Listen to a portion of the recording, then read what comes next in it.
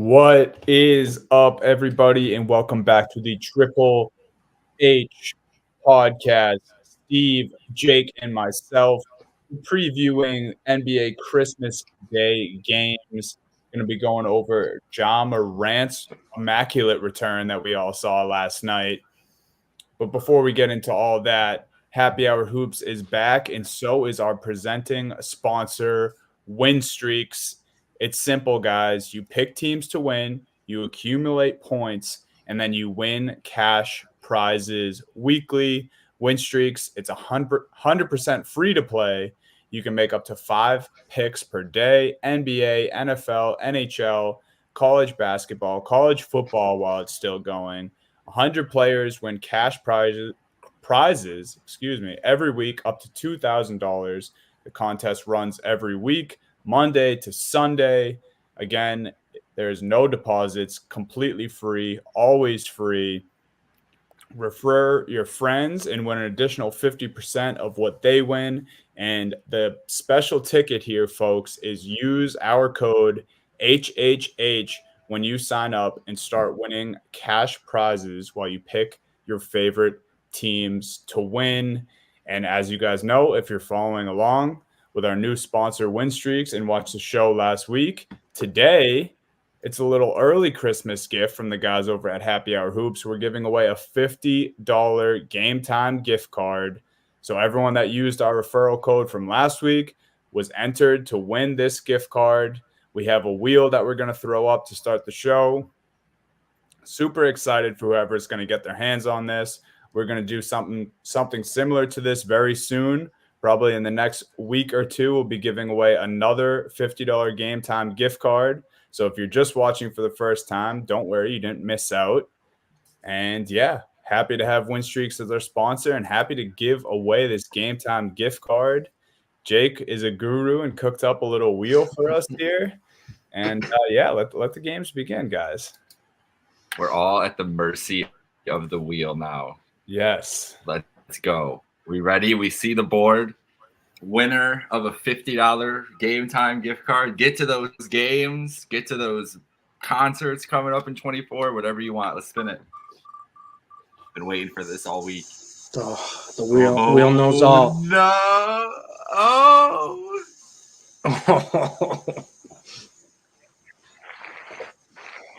Let's go. Sam Calamari. That is my my cousin, who follows along, day one follower of Happy Hour Hoops. Let's go. I will let them know that they are the winner of a game time gift card. So congratulations. Just glad it just missed Meerkat. I was looking at it, I was like, if we give Meerkat a win on the first attempt, that man has a horseshoe, I swear. But not today. Maybe next time, Meerkat. Maybe next time. I don't think you ever would have heard the end of it, really, Steve, in that regard, especially from all your platforms. If Meerkat was the win, from listeners, hosts in general. Yeah, so thank you again, guys, to Win Streaks for making this possible. And yeah, like I said, we'll be doing contests like this again very soon. We're giving away another game time gift card within the next coming weeks here. Merry Christmas to the winner of our gift card today. And go download the Win Streaks app and use our code HHH. We've been playing daily since we downloaded it, texting about our NBA picks. I'm coming out of my room, talking to my roommates, trying to see where their points are at on the week. I'm trying to climb that ladder, win the cash prizes. It's really simple, guys. If you're watching sports and you're already watching these games, you might as well make picks for free. And then at the end of the week, if you do well enough stacked up against the competition, you can win free money. It's a no-brainer if you ask me. So download the Win Streaks app and have some fun on that today. Guys, last night, though, we saw the return of Morant.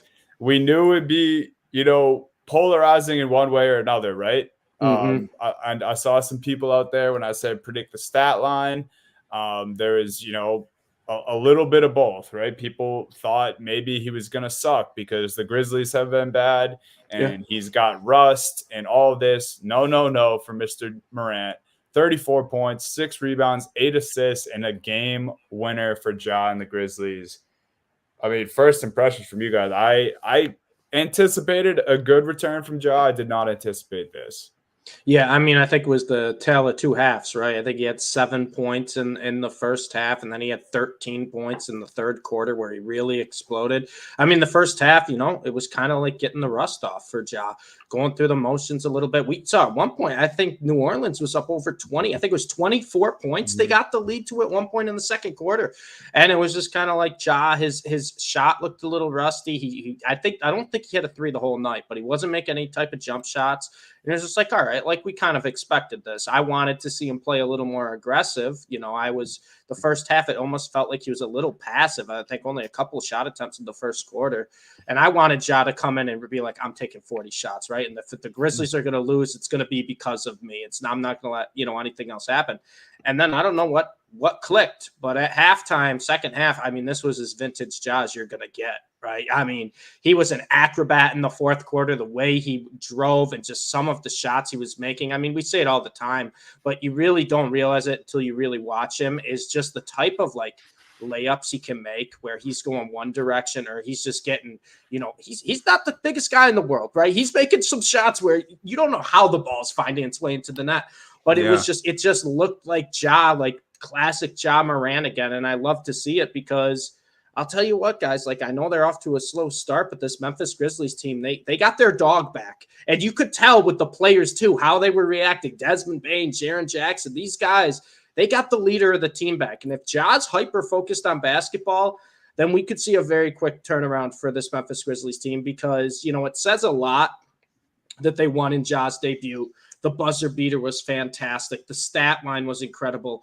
But I think what says the most, guys, is the fact that the Grizzlies were down 24 in the second quarter. It looked like the Pelicans were going to run away. The Grizzlies were on the road, and Ja just kind of willed them back, and everyone played up, and it felt like this team didn't give up. Because if you go this Grizzlies team without Ja Morant and they're down 24 to New Orleans at one point in the second quarter, this game's over midway through the third. They're waving the white flag. This game's over midway through the third, and Ja didn't allow it, kind of willed his team back. And I'll tell you what, I'm excited because I think the Memphis Grizzlies with Ja Morant, not only good for basketball, but they're a damn fun team to watch. Yeah. Did you see what else was so poetic about the game winner from Ja? It happened at 9:01 p.m., and that is the Memphis area code. Of course. So just all things clicking for the Grizzlies, all things up for Ja Morant. He's just one of those guys where, like, if he's not playing, you don't realize when he's gone. It's like something's missing. You can't put your finger on it, and then you watch Ja Morant play, and you're like, oh yeah, this is what's been missing from the first quarter of the season. This is the athleticism that we're used to seeing, and this is, it's just, if one of those stars isn't playing for a good portion of a season, you're kind of like clocking your brain, like, all right, yeah, I've seen a good amount of LeBron, Steph, Giannis, Luka, Tatum, and then it's like, oh yeah, we have this guy Ja Morant who's pretty incredible too. I was just, all the drama bullshit aside, everything that happened up to the point of him getting suspended, I was able to just enjoy the play of Ja Morant last night, and I'm glad he's back on the floor. Same. Yeah, the game's a better place seeing Ja back last night. Like you said, they were down 19 at the half. Ja only had 7 points. It kind of just looked like, man, slow start. We thought there'd be some rust. Pelicans have been better all year long, and the Grizzlies fought back. It was 10 into the fourth quarter. Went on a nice run in the fourth quarter to get back into that game, make it close, and then I could not believe my eyes watching Ja make that shot at the end. Like, it was like you said, too poetic. You couldn't write a better script. Literally, you couldn't write a better script. My jaw. I'm sitting there eating spaghetti and meatballs, and jaw dropped, noodles hanging out. Like, what the hell is happening right now? That's how I felt. It was a joy though, like you said, just a joy to see him back out there and balling out. And now this Grizzlies team feels a lot different if Ja Morant's going to be playing like that all year. Yeah, and I mean, the best part about it is we didn't even get to see him alongside Marcus Smart last night. You talked about Jaren Jackson and Desmond Bane being hyped up for him, but And that was Ja Morant's first game. I'm sure there's still some things he's shaking off, still getting used to, and still getting his legs under him. And, some teams like or have liked to attack Ja Morant on the defensive end in the past. But if you have a guy like Marcus Smart next to him, a lot of the bad parts of Ja Morant's defense quickly just wither away when you have a guard like Marcus Smart who can pick up the slack. And then, you can exert the rest of your energy on offense like you want to and jump out of the gym like you do best.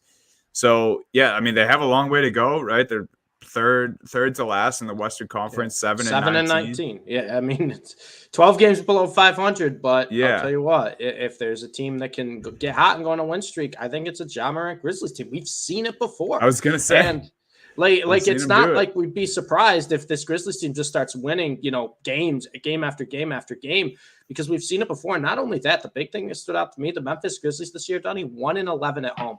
1-11 at home. You bring back an emotional leader like Ja Morant, and if he's hyper focused on basketball, that 1-11 could turn into like a 12-12 very quickly. Like they could just reverse the 1-11 start and go an 11-1 in their next 12 home games. Like that's the type of I think power that Ja Morant has. Like that's the impact he has on this basketball team, because we say it's a talented team. There's talented guys on it. They just needed their dog back. They just needed the leader back.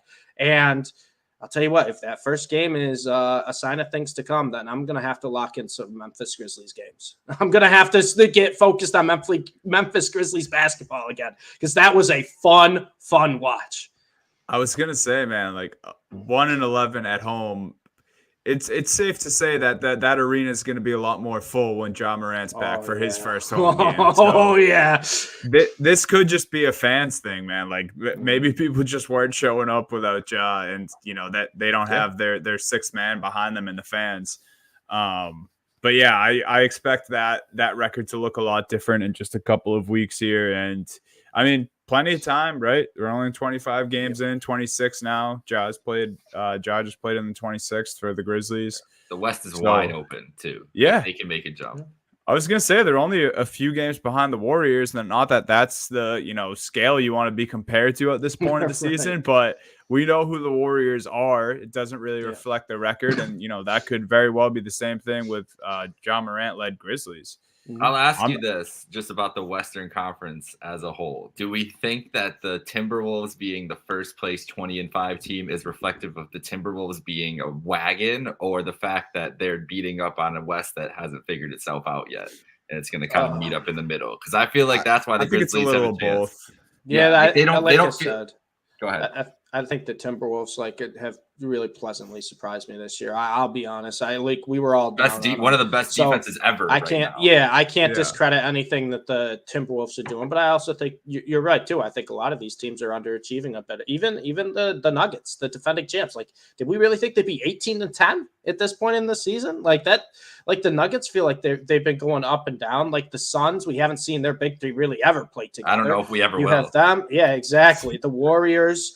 Who knows? It all depended on how much Steph Curry wants to carry that team. The Lakers are still, besides the play-in, have been a very below average team. But like I said, with the Lakers, it's LeBron. Like the play-in, they wanted to win that. They won those games. So the Lakers want to win when it matters. The Clippers went from one of the worst teams to red hot now. And so we'll see the trajectory of these Western Conference teams. I think there's a ton of talent, Mike. I think there's a ton of talent. So I don't think it's going to be easy by any means of the Grizzlies to really get themselves in the mix. However, I think we could see a lot of it kind of go more towards the middle, right, where some of the top teams fall down a little bit, some of the bottom teams rise up.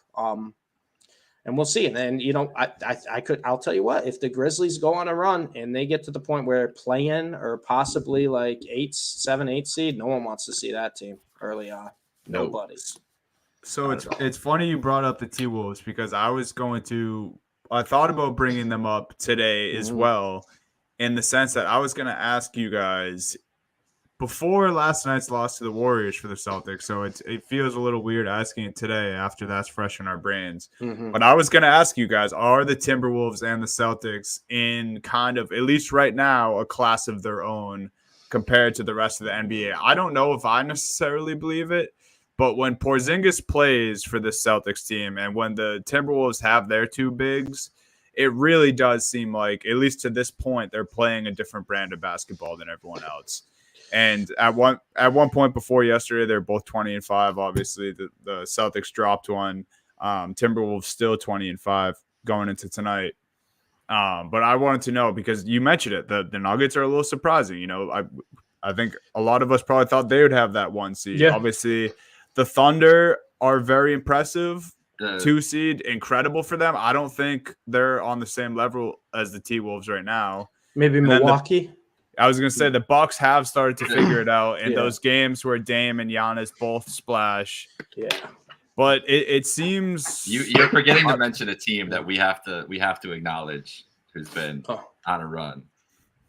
Hit me with it. The Clippers. The Clippers have won. Yeah. Yes, have won 8 in a row, and James Harden is the system. Like he's really they've figured out a way to play outstanding basketball with him as the centerpiece, and it's because Westbrook doesn't want to be selfish and said, "I'll come off the bench." That's the only reason. I do give Russ. It's actually, 8 in a row. They play the Mavs tonight in a little bit. Oh yeah, they do. Oh yeah, they do.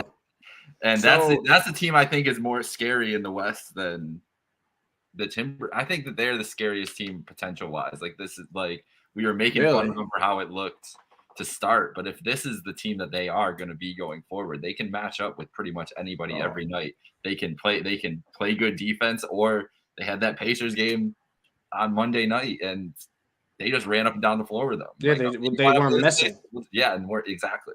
Kawhi's been on fire past like 3-4 weeks. It feels he's never like been this open in his career. Like when's the last time Kawhi was able to have this kind of like space to operate? It's really crazy.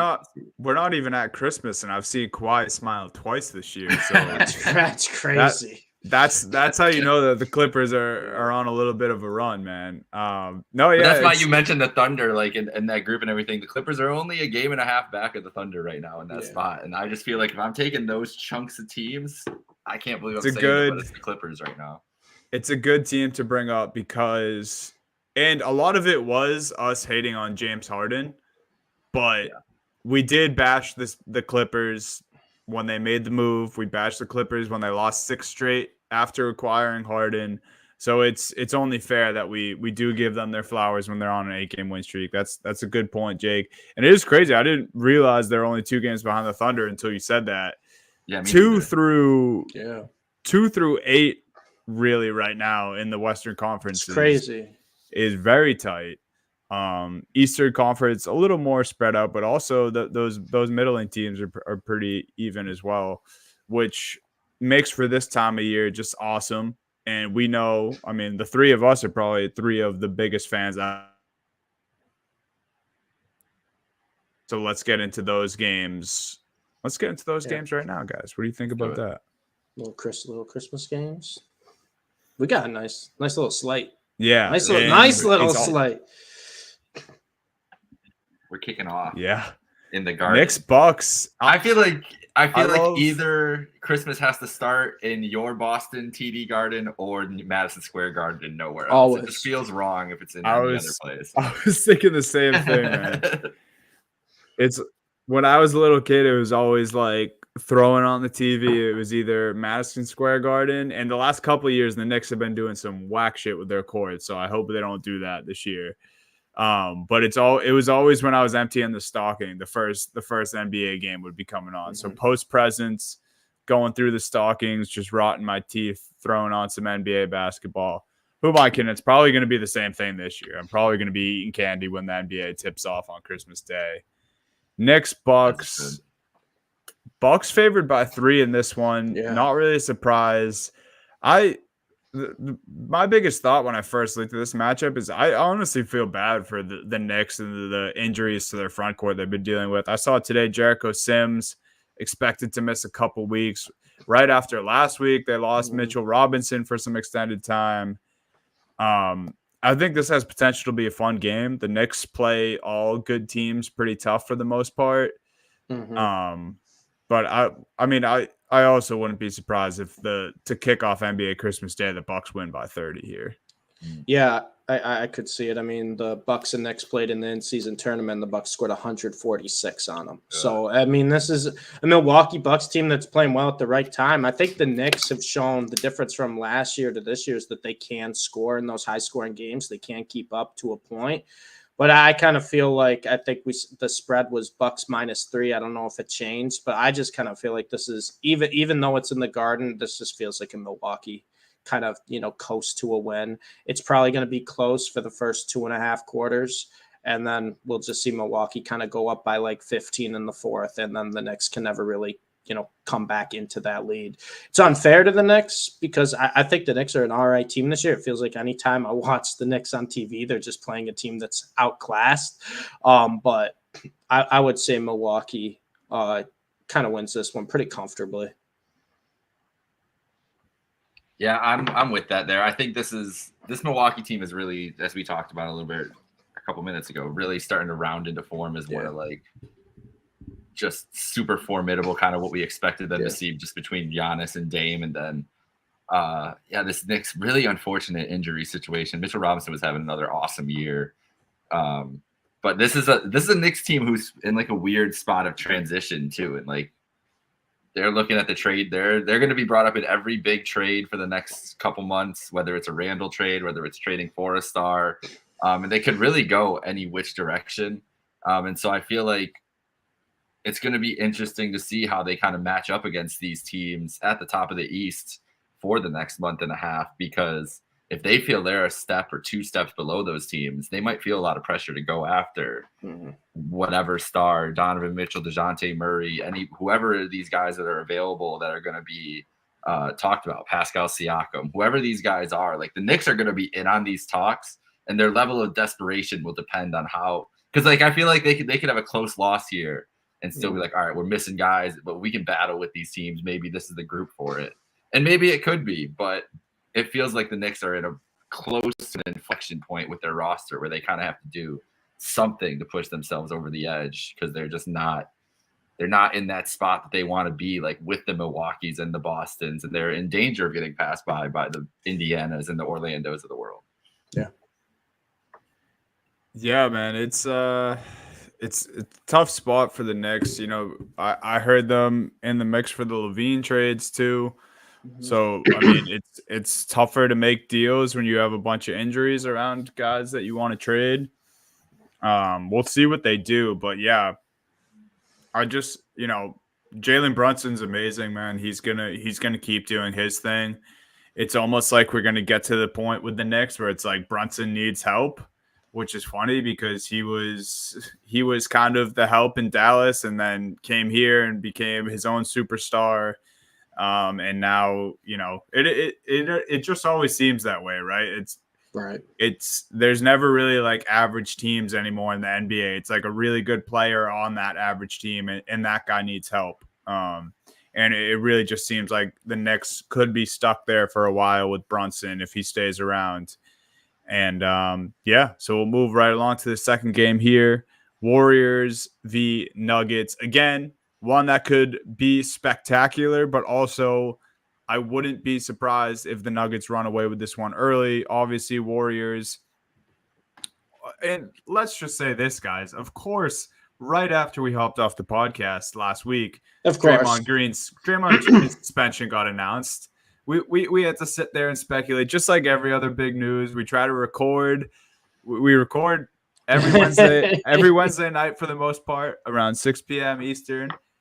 Sometimes there's a switch up if we have conflicts in our schedules or whatever, but we try to be consistent, and without fail, just about once a month, we miss big news by 10 minutes. Always. Yeah. You know what? I think we might have to start pushing to 6:30 or something, because I think that they set up those ESPN broadcasts with the breaking news right at 7, and then we log off and we all turn on countdown, and then we're like, oh, sweet. Draymond Green suspended indefinitely. Could have used that on the pod or whatever else. So maybe that's just a programming thing we got to figure out. But we got to just get in line with ESPN. But they're sneaky with it, bro. Like they knew that all day. They didn't have to announce that on countdown. They knew that suspension was there. So yeah, we just got to strategize. We got to regroup, get in the war room. Yeah, we got to start crunching some film here on how to not miss. It's happened on the thing is, it's not. I say that, but it's not just Wednesdays. It's happened on Thursday. It's happened every on time. Tuesdays. Every time. Every time, no matter what time we 20 minutes record to, after, it's like 20 2 hours minutes after, later. Yeah. Biggest No, news nice. of the week breaks. It's crazy, but all that to say, Draymond Green will be out for this game. You know, we don't expect him back anytime soon, so he's going to miss the Christmas game. And then just like, if you're the Golden State Warriors, you kind of already have a size issue. I mean, Looney has been getting you by as like a 6'8" center for the last couple of years, who's a great player at his size, but it's just simply won't be enough for guys like Aaron Gordon and Nikola Jokic. And then, who was it? Last night the Warriors played Trace Jackson-Davis, the rookie from Indiana. They gave him some run. Impressed. I'll tell you what, Steve. Well. He impressed. He did play well, but it was one of those things like the Celtics are, too athletic right now. We got to play, someone kind of like that. So we'll see what they do. But they don't have a true center to match up against Jokic. Jokic really hasn't been playing his best basketball the past, 2-3 weeks either. He really hasn't been scoring or playing too aggressively. But does he have to? With the team around him, that's the issue with the Nuggets, right? It's like, we're talking about Jokic, best player in the world right now, 2-time MVP. And it's like, even if he struggles, they have just so many other guys who can step up. I mean, you're looking at the other night, I think it was Aaron Gordon that had like 16.5. Jamal Murray will just have those quarters where he explodes. Michael Porter Jr. when he gets hot. And then you have bench players. I mean, Julian Strother, a rookie out of Gonzaga, was playing well and stretching for them. Christian Brown, I mean, they just have so many. Reggie Jackson has been unbelievable when they need him to step up this year for the Nuggets. So there's just too many guys. I think their depth is going to overcome the Warriors' depth right now, because it feels like the Warriors' depth is no longer really the depth. It's the guys who are kind of playing over who you thought were going to be the go-to guys. You got guys like Kuminga, Moody, Dario Saric, Pozmensky. Like, these guys are playing like legitimate minutes, like in time when the time in the game when it matters, not like Klay Thompson, Andrew Wiggins. They're just kind of rotating in. All right, who's got the hot hand tonight? And that could be a good thing, but that can also be a bad thing. And when you're going on the road to a team that's already so tough to play on the road, like the Denver Nuggets are, and you still kind of have questions of what's the starting lineup going to be like tonight.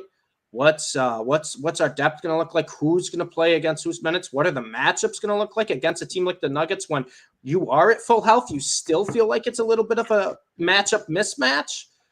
That's not good. And Steph Curry can only do so much. And it took, like I said last night against the Celtics, Steph Curry to play out of his mind for the Warriors to come back and win that game. We'd need another Curry-like performance like that against Denver. And I don't want to just be boring and take another favorite, but the Nuggets at home, and I think they already had matched up well against the Warriors to begin with, so it's hard for me to justify taking the Warriors. I'll just take the Nuggets pretty comfortably again. Yeah, I can't argue against any of that. This Warriors team, despite what we watched last night and Curry just pulling out his usual bullshit, they just they feel like a broken team at the moment. And like they're, like you said, they're searching for answers for guys they did not want to give roles to, whether it was because vets were demanding that they didn't get the roles or Steve Kerr really thought the guys weren't ready. This was not the plan this year. So I'm just going to roll with the Nuggets. I think Jokic I don't think he cares about being on national TV for Christmas Day. Does he know? He'll have a casual. Yeah. Does he even know it's Christmas? Does he even know? Does he celebrate Christmas? We don't know. But I think he'll have a nice game again, just dominate the Warriors because they got nothing for him. Yeah, it's before we move on from the Warriors too, I couldn't help but notice this last night, and looking at the box score, it's just a little more eye-opening. Like, Andrew Wiggins only played 2 more minutes than Dario Saric for the Golden State Warriors last night. He played 22 minutes, and Wiggins is not bad. That came to 6 points and 7 rebounds. I saw a point of the game where Wiggins just missed a wide open layup. It's tough. And then, over the weekend, or maybe even at the beginning of this week, Steve Kerr had to make the call and told Wiggins he was coming off the bench. And we had that report a couple of weeks ago where people believe he still wasn't in playing shape from that absence he took last year, and he just hasn't been doing anything to get his conditioning right. So where in the past, I think a win like this over the Celtics in overtime, where Steph had 5 fouls in the the third quarter, Crazy. and then you don't have Draymond already as is, you would think a win like this in the past with this Warriors group would get them jump started and they go on a run here. But it just still seems like there's so many internal issues with this group. Obviously the big one, Draymond, but then this Andrew Wiggins thing. I mean, 2 years ago in the finals, there was times in that finals run where people were talking about Andrew Wiggins for finals MVP. Yeah. Obviously he didn't get it, but he was the second best player on the court for that entire series. Easily. And now he's, battling with minutes or battling minutes with Dario Saric. It's a crazy world, this NBA. And I know partly of it is because the Warriors bench players are playing well, right? You talk about Saric, we talk about Petzmensky, you talk about Moody, you talk about Kuminga, who's really been coming into his own lately. Like, that's great. Kuminga has even gotten into the starting lineup because of his play. But the fact of the matter is this team just doesn't really have an identity. And that's the problem, right? It's awesome when your bench players are playing well. But if your bench players were playing well at the same time, Klay Thompson was still scoring 20 a night and shooting 40+% from three, and Wiggins was being that kind of second, third option that you needed, but they're not doing that. So that's the problem. You're Steve Kerr right now. You're like, what do I do? I don't have a locked in starting lineup. I don't have locked in roles for really anyone on this team besides Steph Curry. And you can make the argument the only other person he had a locked in role for on this team was Draymond Green. Well, Draymond Green, we don't know when he's coming back, and Steph Curry can only do so much for this team. So that's the big issue with the Warriors. I'm not going to say the Warriors are doomed or anything right now, or the Warriors are bad, but it's just like you just don't have like locked in roles right now. There's really no identity. And we kind of predicted this in the offseason when they got Chris Paul, because we're like, I just don't feel like that's the right fit. And I'm not going to blame Chris Paul or say he's been playing terrible this year. I think he's been playing better than so many other guys on the team. But the fact of the matter is they just don't have a set. These are our 5 guys who are going to play the big minutes, going to be our starters, play the important minutes. And these are the guys that are, going to come off the bench and help us where we need. No, they're just playing the hot hand. But that doesn't work when you're a 500 team. It just doesn't. The identity is Steph Curry do stuff, and then hopefully somebody else does stuff. And hopefully someone's having a big night, and we're like, okay, we can play them more tonight. Exactly. Yeah, that's really like it just doesn't work. It's really, and that's like, this is where you wonder about. I don't want to there's no hating on what Steve Kerr has done, but Steve Kerr's had a pretty easy job with having Steph Curry and the talent that they've had around him, perfectly set up, and it's been a free flowing offense and everything else. And this is where he needs to come in and be like game manager. He's been the biggest cornball since any adversity has hit this year, man. Exactly. Yeah, that's the thing is you need to come in and be the X's and O's guys. You need to be the general and handle this shit because your team needs it. You can't just rely on having a generational talent and great role players around you, or at the time when they were winning titles, obviously other all-stars and all NBA talents around him. Shit was easy, and he has not, like you said, he's been a cornball, and he has not really stepped up to the plate and schemed them away to become competitive again. And last night was not that case. Last night's one of their best wins of the season. It was just Steph putting the team on his back on national TV, which we've seen him do time and time again. It was a classic Steph performance, especially after in that fourth quarter. But yeah, where's Steve Kerr is the guy you have to look at here. And it's been a question I think we've talked about for Steve Kerr since the inception of this podcast. He does a great job of managing these personalities and everything else. But when it comes down to it, when their push comes to shove, what's going to happen with them? And here we are. I don't know if he's long for this rebuild, long for this game or not, but this is a defining moment for him, I feel like, this season more than anything else. And I know we haven't talked about the Nuggets too much in this besides Jokic. Nuggets are still really good. They're 18-10. I'm not They just don't care about this regular season. And that's the thing. Yeah. And I've watched enough Nuggets games this year too. It's like when they get rolling, when they're like, all right, we're gonna go on this run. Like there's really no team in the NBA right now that can stop them because they're just too good on both sides of the floor. And it's like I'm not worried. And this is why I think when we did the win totals, I was on the under for the Denver Nuggets, and my main reason was like this team, they won the championship. They know what it takes now. They have a superstar like Nikola Jokic, who we know his feelings about extra basketball, but at the same time, too, he knows what it takes. They're not going to exhaust themselves in the regular season. They aren't. But when this team is fully healthy and when they're going, they're going to kick you in the mouth. And I feel like a Christmas game is one of those spots where they're not just like, hey, home Christmas game, we'll play it like it's almost like a playoff game, and they'll kick the Warriors in the mouth. Oh, yeah. That's going to be a fun one. That's going to be a fun one on Saturday. Weird afternoon West Coast game, 2:30 Eastern, 12:30, I think, local time in Colorado. So that'll be a weird one. But we got the main event, the marquee at 5 p.m. As Dunny, I don't know if he's here and can hear us or not, his Celtics taking on the Los Angeles Lakers at the end of their 4-game road swing, which they have the Kings, the Clippers, and the Lakers coming up soon. The Lakers, as you said, they won the in-season tournament and are kind of just floating along again. That's basically what they've been all year. LeBron wanted that in-season tournament, the NBA Cup, and then they've been kind of an average team. And they were sitting guys back and forth and everything. And I've seen a lot of talk on Twitter, oh, LeBron's just ramping up for Christmas. And he will be ramped up for Christmas Day in Los Angeles against the Celtics. Don't get me wrong. But what do you think about this matchup, Christmas Day, Celtics Lakers? I don't know. When's the last time we had Celtics Lakers on Christmas? Was it about it's got to be a Kobe game, right? It wasn't too long ago, if I'm not mistaken. I think we had one somewhat recently. Okay. Here, I'll look that up. Steve, I'm curious, Steve. Who do you got in this Christmas matchup? This is tough because you guys Stevie know Boston. Well, that's the thing. Stevie Boston loves to come out in these big spots, but also you guys know how I feel about LeBron James and where I feel like he just likes to win in these more important ones or the spotlight type games. And it feels like this is going to be one of those games where it means a little more to him.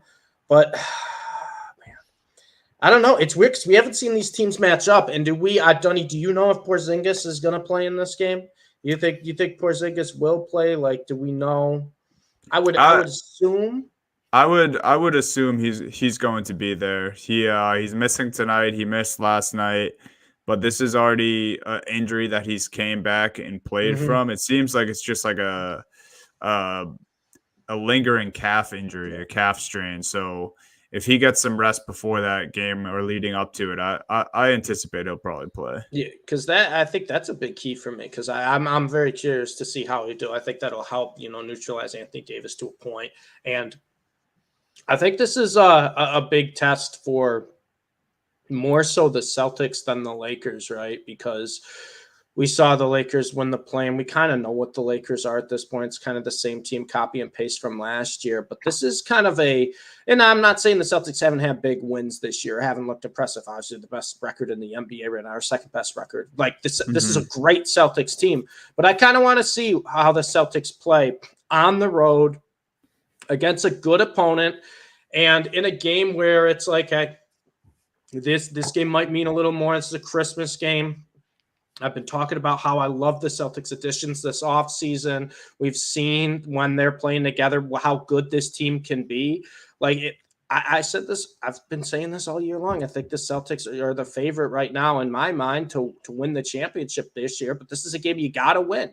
Like you got to win these types of games. And I've been a little concerned, and maybe it's just, early on, you're working things out. But sometimes I feel like some of the players on the Celtics, like they don't really know who is the go-to guy at the end of games. And I don't think they know.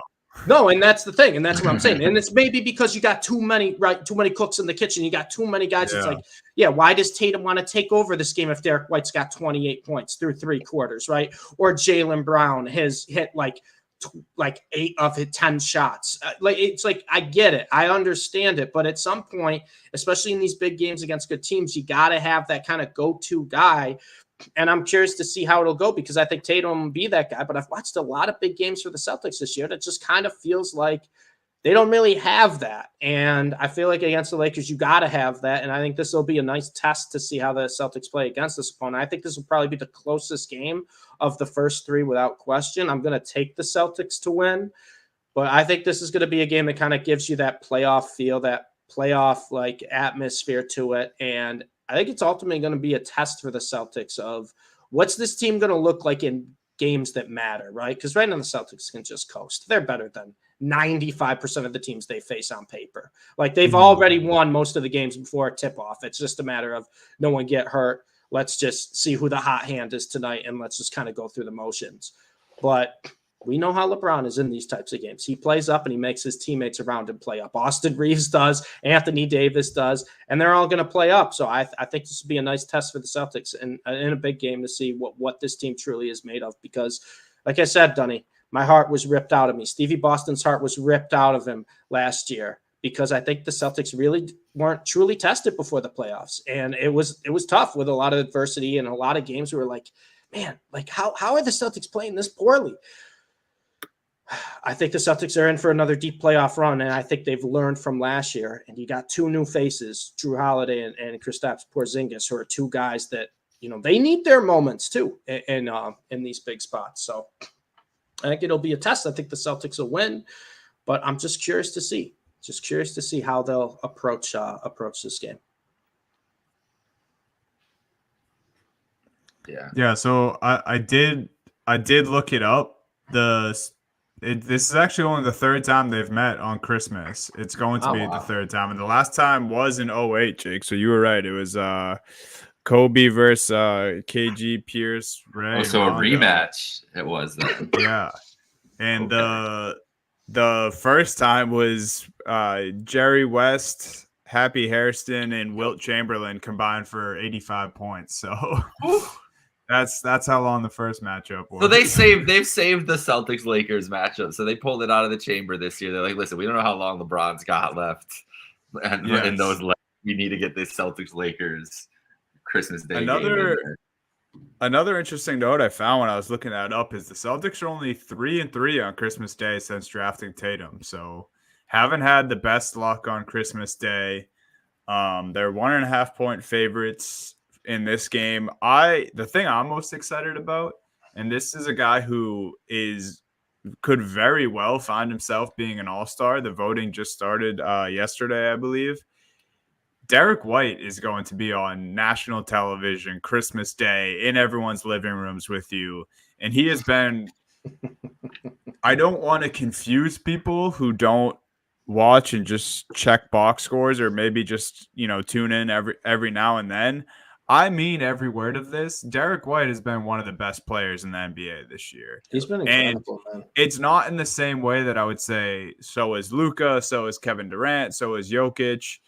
It's not in that same way. But you talk about plus minus, impact on the game, winning plays.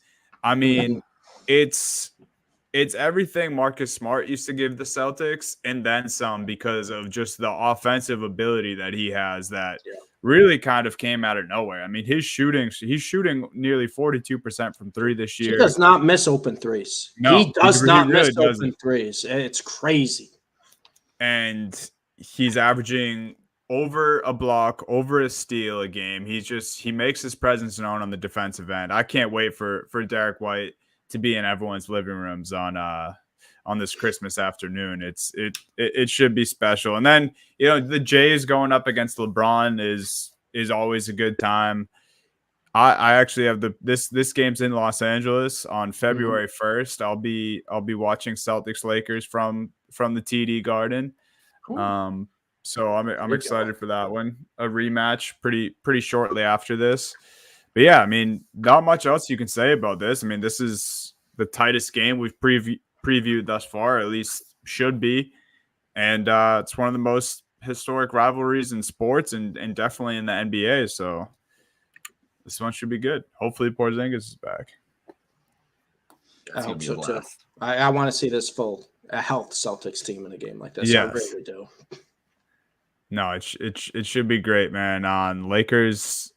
I mean, you guys said it. They've been a little average outside of the play-in tournament, but we know when big games yes, we do. mean to LeBron and AD, and this would probably constitute as a big game. So we'll see what happens there. Sixers Heat. This is the most surprising line to me. It's probably just because Miami's at home, and we know Miami historically, especially with this core and under Eric Spoelstra, have been really good at home. But the Miami Heat favored by 1.5 in this game. Sixers are the 3 seed. Heat are the 8 seed. But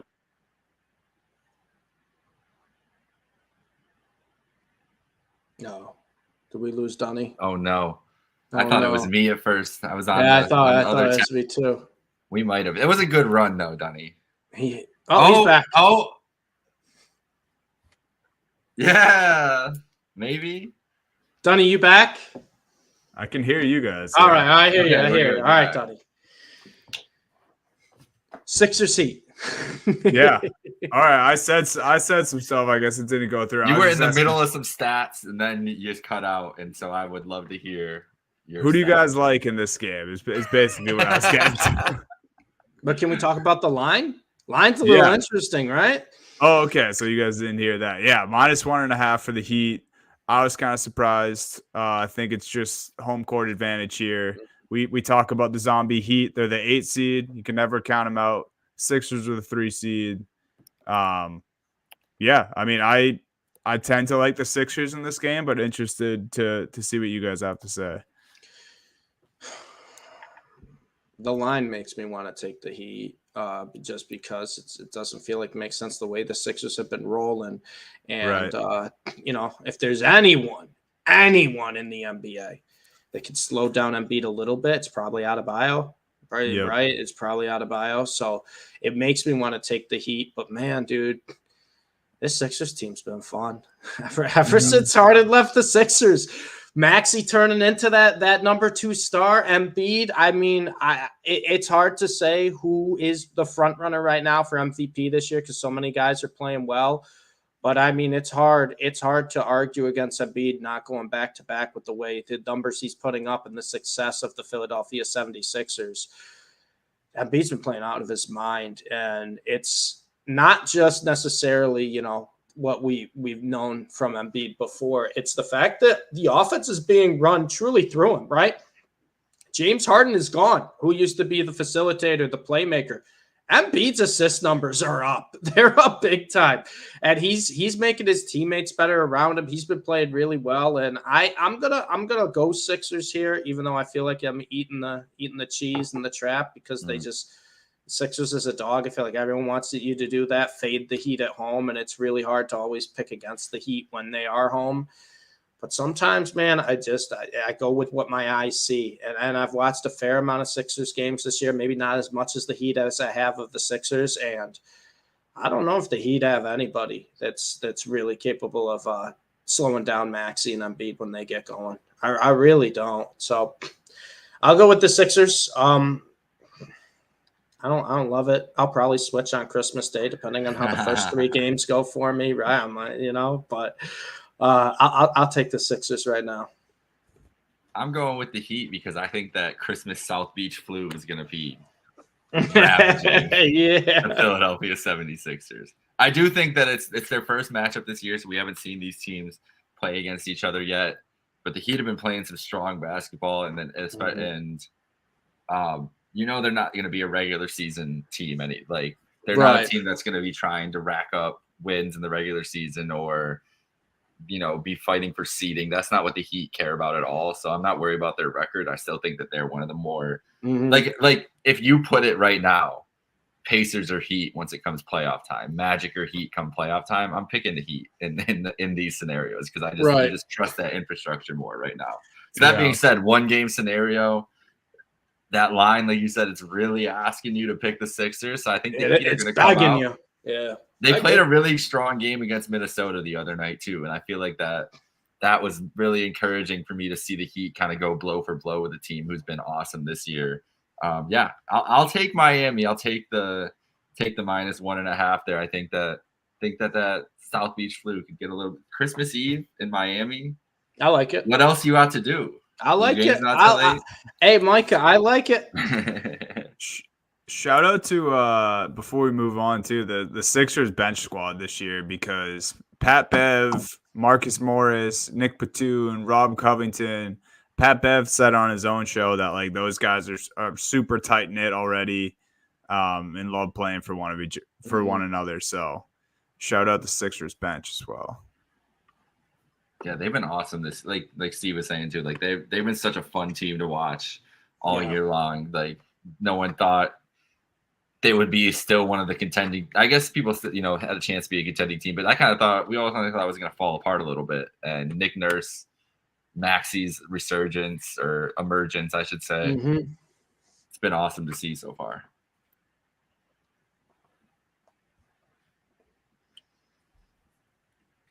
All right, you guys want to get to this last game? Luka, KD.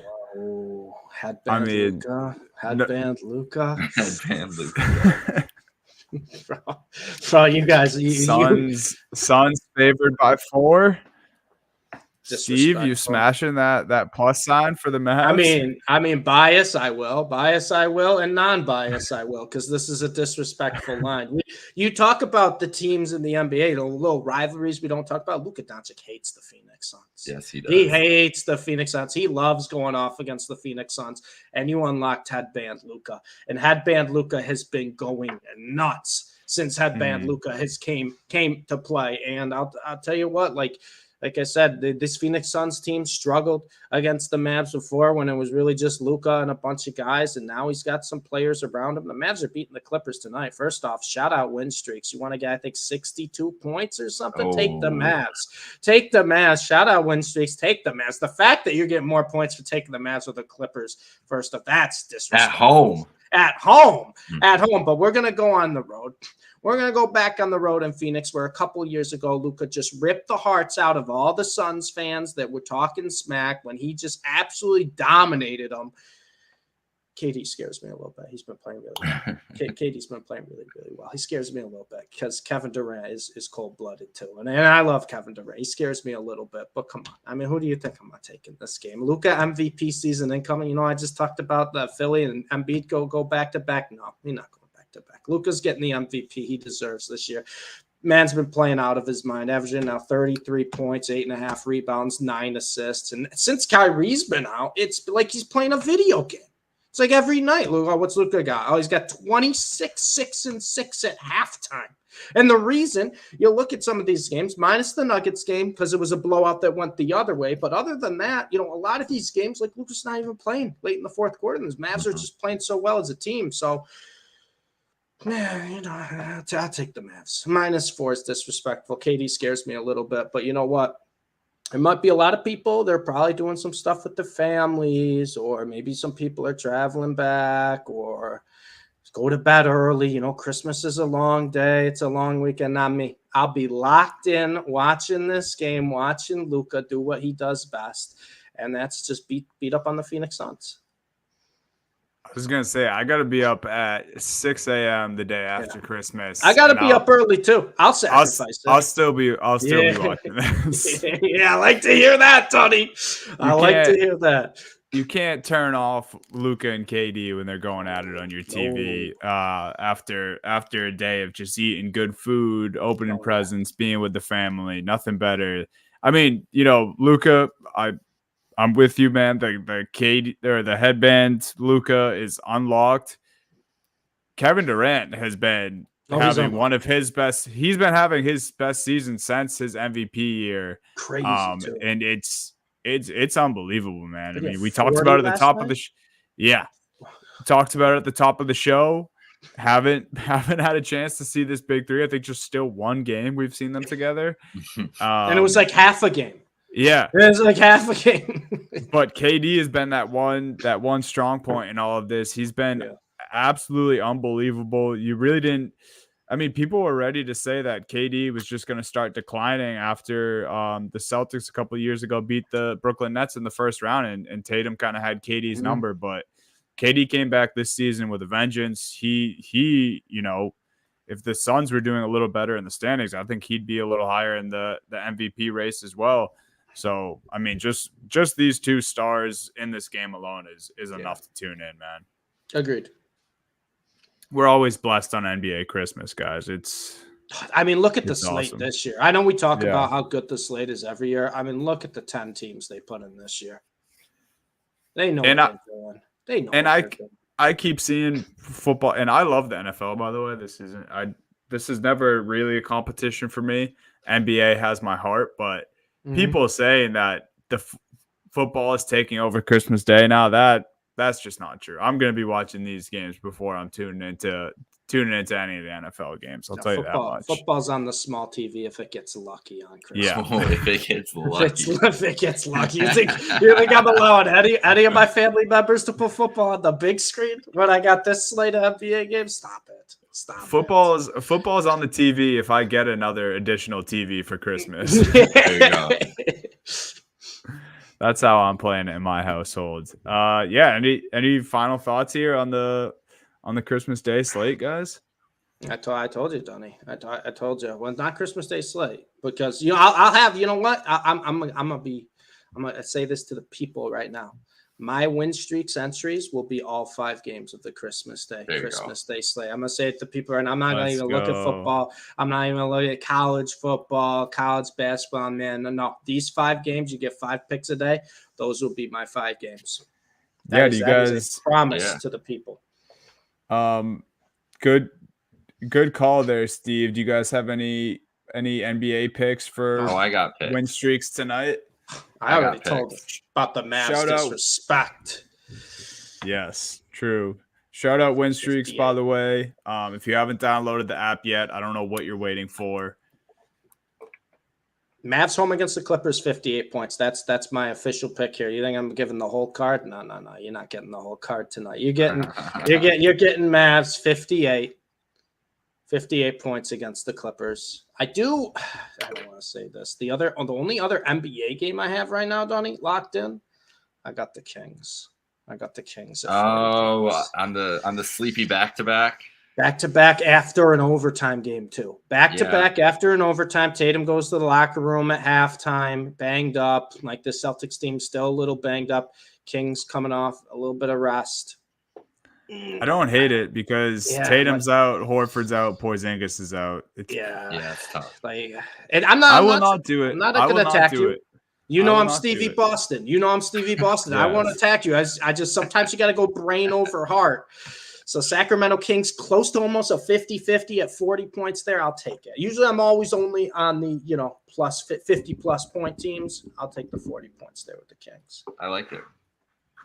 What do you got, Micah? I'm going with my hometown Chicago Bulls, 63 points to beat the Los Angeles Lakers tonight. I love it. It's a pretty ticket. It's a pretty ticket here in United Center for LeBron coming through. But when the Bulls that's the one thing about the Bulls. If they have a big game where they like say a Lakers are coming into town or a Celtics or anybody else, everybody wants to count out this Bulls team all year. And I've been the first one to do it. I was trying to get them to blow it up all summer long, and they haven't done it yet.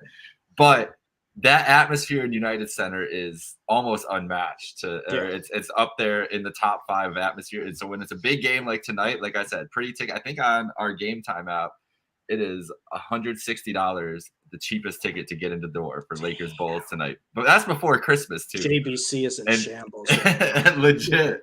So it's going to be a great atmosphere in that arena tonight, and I think the Bulls get it done late. I think they take it home, and which should be it'll be a fun game at the United Center. But 63 points. Okay. I could see it. And like we said earlier about the Lakers, they've kind of been coasted into this Christmas Day game. So it's sleepy Chicago night, Wednesday night. See you later. That's my pick. What you got? I got the Miami Heat without Jimmy Butler over the Orlando Magic, chasing the points here on the win streaks app. I kind of like it. Yeah, I saw the graphic for the starting 5 and just got jazzed up. And it's what, 60, 68 points, right? Yeah. You get for the Heat. That's a big one. That's a big boy right there. I like it, Donnie. I like We're about it. to have a hell of a night on the Win Streaks app. That's how I'm feeling. I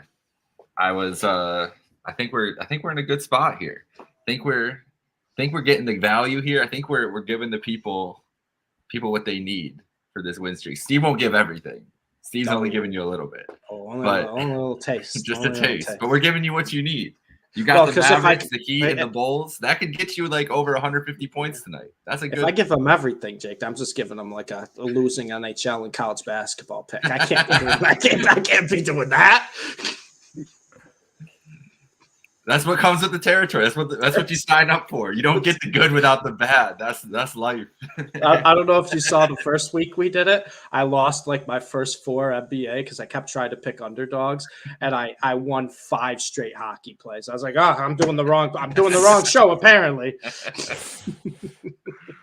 That's amazing. I would say I'm intrigued by the Detroit Red Wings 61 win streaks points at Winnipeg tonight. Winnipeg's a wagon, but Detroit's been playing great.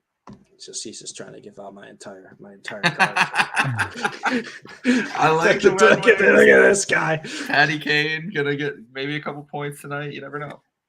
Hey, you guys could strategize with us. All you gotta do is download the Win Streaks app. It's easy. It's free. Cash prizes every week. There's no reason not to, guys. And a really complex code to use. HHH. Yeah, don't forget to use our code HHH. Be on the lookout. We just gave out a Game Time gift card today. We'll be giving out another Game Time gift card soon with our presenting sponsor, Win Streaks.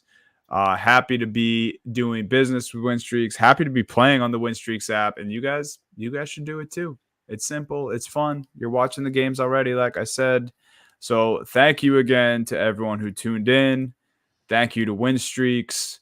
Hope everyone has a Merry Christmas and Happy Holidays and enjoys that Christmas Day slate. For Steve, for Jake, for myself. Later, guys.